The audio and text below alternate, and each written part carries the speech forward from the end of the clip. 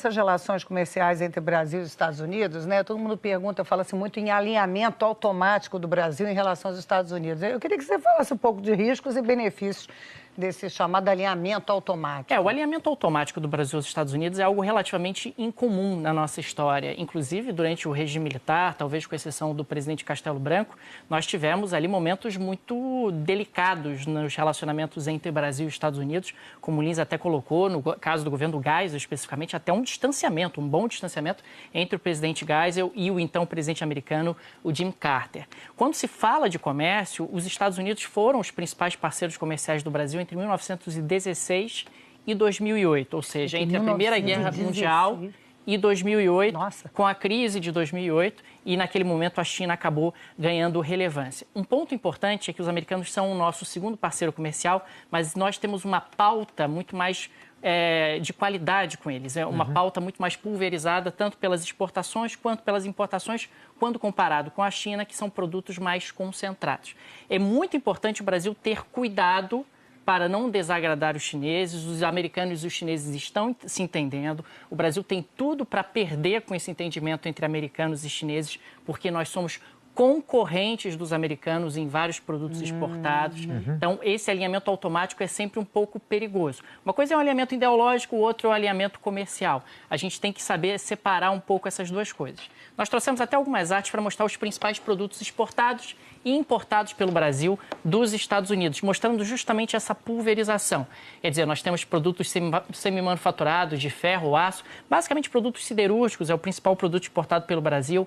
Volta e meia nós temos tensões na área do aço em função disso. Óleos brutos de petróleo, quer dizer, o Brasil exporta petróleo para os Estados Unidos refinam petróleo e eventualmente reexportam para o Brasil.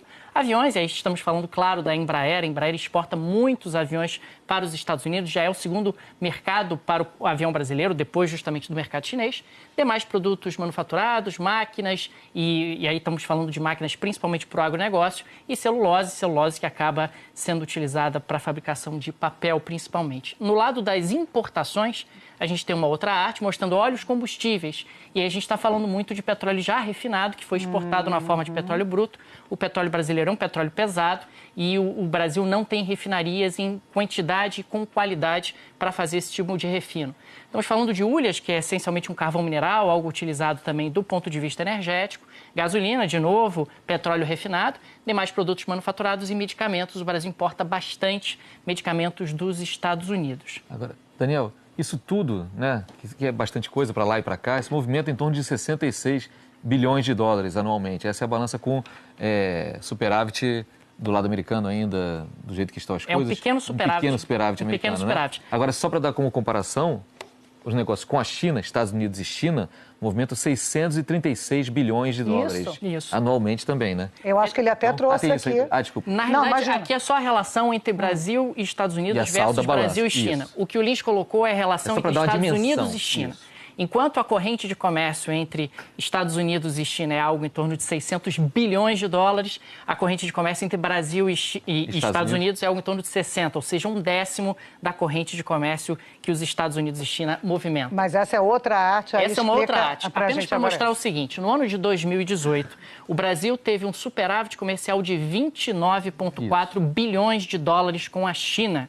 E com os Estados Unidos nós tivemos um pequeno déficit de 193 milhões. A gente que não entende essas coisas, né? Um pequeno déficit de 193 milhões, porque comparado com... É muito pequeno. É pequeno mesmo, muito né? Pequeno. Então a gente está equilibrado hoje com os Estados Unidos em questão de importação e exportação, e a gente é superavitário em relação à China. Isso. E os Estados Unidos podem vir atrapalhar o nosso superávit com os chineses. Com os chineses. Sabe por quê? Porque se a gente for para a linha 9, olha só, isso aqui são dados do próprio Ministério Brasileiro. Olha como as nossas exportações para a China são concentradas em poucos produtos, diferente do que acontece nas nossas exportações para os Estados Unidos. O nosso principal produto exportado para a China é a soja triturada, que tem como concorrente a soja do meio-oeste americano. Soja do meio-oeste americano, meio-oeste que é um reduto eleitoral do Donald Trump, e que está tendo agora uma abertura, um acesso diferenciado justamente nessas tratativas de acordo entre a China e os Estados Unidos. Então, o Brasil pode ser afetado no seu superávit comercial com a China. É um equilíbrio delicado. Nós devemos nos aproximar dos Estados Unidos, devemos fazer mais comércio com os Estados Unidos, mas também não podemos perder a frente chinesa. É algo cuidadoso. Né, Marcelo, esse negócio de diploma. É interessantíssimo. Agora, só para lembrar, a gente falou, a gente tem superávit com a China, a gente está melhor. Eles importam mais da gente do que a gente importa deles, né? Isso. Já os Estados Unidos, eles têm um déficit com a China que é de coisa de 500 bilhões de dólares. 500 bilhões de dólares. Eles têm, enquanto que eles exportam cento e poucos bilhões, eles importam 500 e tantos bilhões também. Por isso essa corrida para tentar ver se eles ganham um pouquinho de terreno junto à China. E muito se fala, né, Trigueiro? Ainda não provei que é meu amigo aqui. Muito se fala, né? Estou em déficit. A nossa balança comercial desandou agora. Vamos equilibrar. Muito se fala também dessa questão, vendo vários especialistas, né? Porque esse mundo da diplomacia não é para amador, não, né? Que você tem que ter boas relações com o país, mas tem que ter, pragmaticamente, pensar nas relações comerciais, no que é bom para a economia.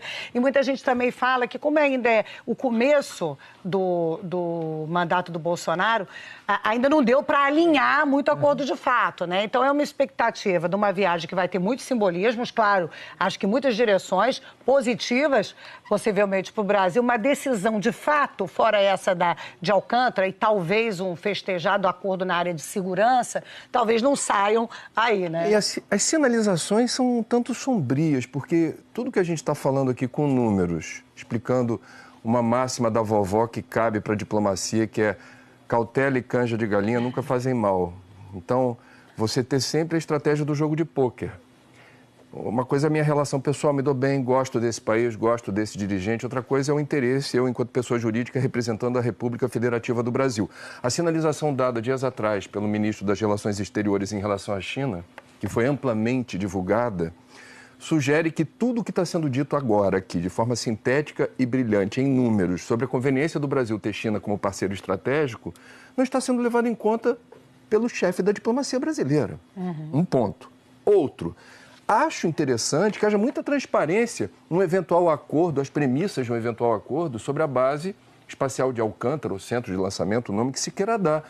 Por quê? Porque a gente vai ter acesso, estima-se, a 10 bilhões de dólares locando o espaço para os americanos. Quanto ganharíamos se tivéssemos outro desenho do uso daquele espaço sem a vinculação com um único país? Que me parece era o desenho antigo da parceria com a Ucrânia. Apenas para relativizar e dizer, não, é um bom negócio mesmo com os Estados Unidos.